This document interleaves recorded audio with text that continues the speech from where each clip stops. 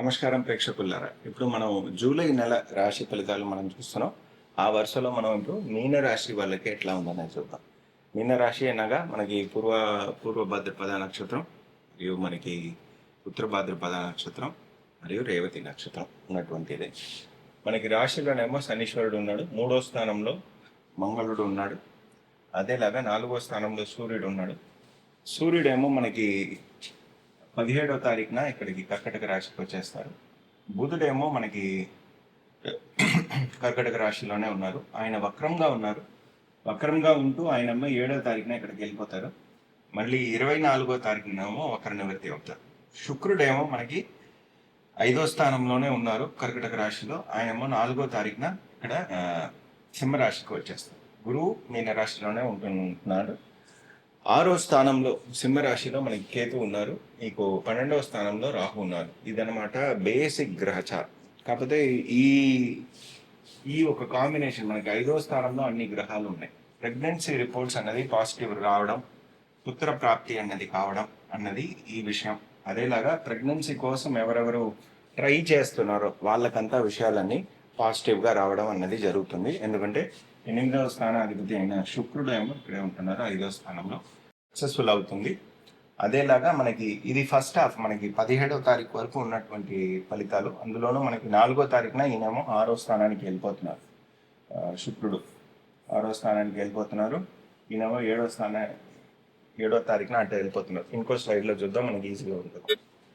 So మనకి ఉన్నటువంటి పరిస్థితుల్లో మనకి శుక్రుడు ఇక్కడికి వచ్చేస్తాడు, బుధుడేమో అక్కడికి వెళ్ళిపోతారు 7వ తారీఖున. ఈయనేమో 17th ఇక్కడికి వచ్చేది. సో అది కన్ఫ్యూజ్ అవ్వకండి. సో అంతవరకు ఉన్న సమయం ఏమో మనకి ఇట్లా ఉంది. మనకి 6వ స్థానాధిపతి 4వ స్థానాన్ని నుంచి 10వ స్థానాన్ని చూస్తారు సూర్యుడు.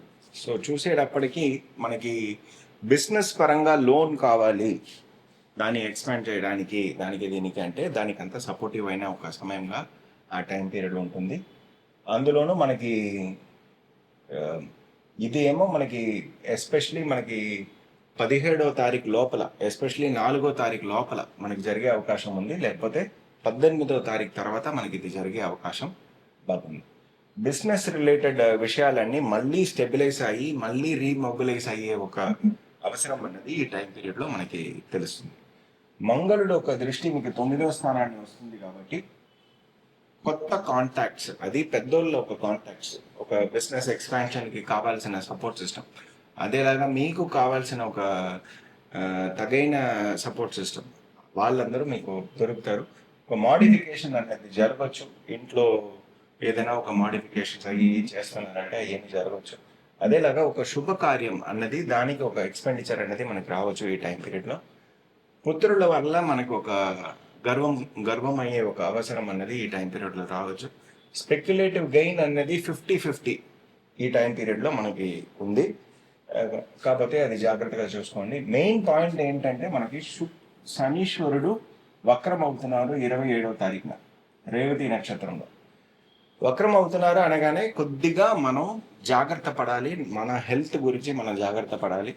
అదేలాగా మన ఎక్స్పెండిచర్స్ అన్నది ఎక్కువ అయ్యే అవకాశం ఉంది. అదేలాగా రావాల్సిన లాభాలు ఏమేమి రాలేదో అవన్నీ మళ్ళీ వచ్చే అవకాశాలు ఉంది. హెల్త్ పరంగా అతి జాగ్రత్త పడాలి. ఎందుకంటే మనకి గురువు ఒక దృష్టి ఉంటుంది. అందువల్ల మనం మీన రాశి వల్ల మనం తప్పుతున్నాం.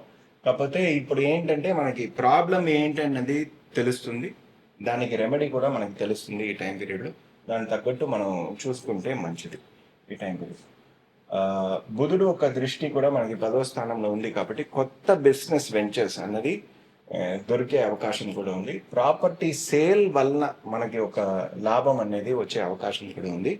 నాన్నగారు ఒక ఆశీర్వాదం వలన, పెద్దోళ్ళు ఒక ఆశీర్వాదం వలన చాలా విషయాలు మనకి ముందరికి సాగే అవకాశం ఉంది. కాకపోతే బేసిక్ కాషన్ ఏంటంటే మనకి 4వ తారీఖు నుంచి మనకి 19వ తారీఖు వరకు కొద్దిగా కాషియస్గా ఉండాల్సిన ఒక సమయం. అది ఎస్పెషలీ అమ్మాయిలు, స్త్రీలు వాళ్ళు జాగ్రత్త పడాలి. శుక్రుడు ఏమో ఇక్కడ కేతుతో కలవడం, చంద్రుడు అక్కడ రాహుతో కలవడం, అదేలాగా వాళ్ళు ఇద్దరు కలిసి ఉండడం, అటువంటి ఒక పరిస్థితి అనేది ఈ టైం పీరియడ్లో ఉంది. కాబట్టి కొద్దిగా అతి జాగ్రత్తగా ఉండాలి ఈ టైం పీరియడ్లో. ఎకనామిక్ స్ట్రెయిన్స్ అన్నది ఈ టైం పీరియడ్లో వస్తుంది. అదేలాగా పర్సనల్గా మీన రాశి వాళ్ళకని చెప్పేటప్పటికి మనకి చెల్లెళ్ళు ఎవరైనా ఉన్నారు, తమ్ముళ్ళు ఎవరైనా ఉన్నారంటే వాళ్ళ జాగ్రత్త మనం చూసుకోవాలి. అదేలాగా మనకి కుటుంబ సభ్యులు, మన లైఫ్ పార్ట్నర్ ఒక కుటుంబ సభ్యుల్లో వాళ్ళ ఆరోగ్యం అనేది మనం చూసుకోవాలి. కంటికి సంబంధించిన ప్రాబ్లమ్స్ అనేది ఈ టైం పీరియడ్లో రావచ్చు. ప్రెగ్నెన్సీ డెలివరీ పీరియడ్లో ఉన్న వాళ్ళు కొద్దిగా చెకప్స్ అన్నది చేసుకోండి. 5వ స్థానంలోనే సూర్యుడు గురువు కలిసి ఉండేటువంటి కాలం 17వ తారీఖు నుంచి 17 నుంచి 27 వరకు పెట్టుకోండి. అట్లీస్ట్ మినిమం 27 వరకు పెట్టుకుంటే ఈ టైం పీరియడ్లో కొద్దిగా చెకప్స్ అనేది జాగ్రత్తగా ఒకసారి చేసుకోవడం మంచిది. ఎందుకంటే సడన్ డిప్లీషన్ ఆఫ్ ఫ్లూయిడ్ అనేది వస్తుంది. దానివల్ల ఒక ఎమర్జెన్సీ డెలివరీ అనేది అయ్యే అవకాశాలు ఉన్నాయి. అందువల్ల ఒకసారి చెకప్ చేసుకోవడం మంచిది. బేసిక్గా ఇదనమాట మనకి ఈ నెల మనకు ఉన్నటువంటి పాజిటివ్ అయిన విషయాలు. మనకి బుధుడు ఏమో వక్ర నివర్తి అయిన తర్వాత 24వ తారీఖు తర్వాత పెళ్లి కుదిరే అవకాశాలు కూడా వీళ్ళకు ఉంది. సో ఇదనమాట మీన రాశి వాళ్ళకి ఫలితాలు.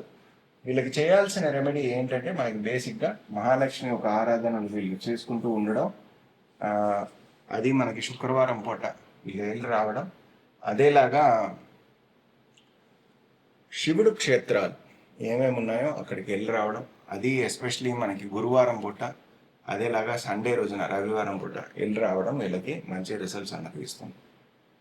ధన్యవాదాలు.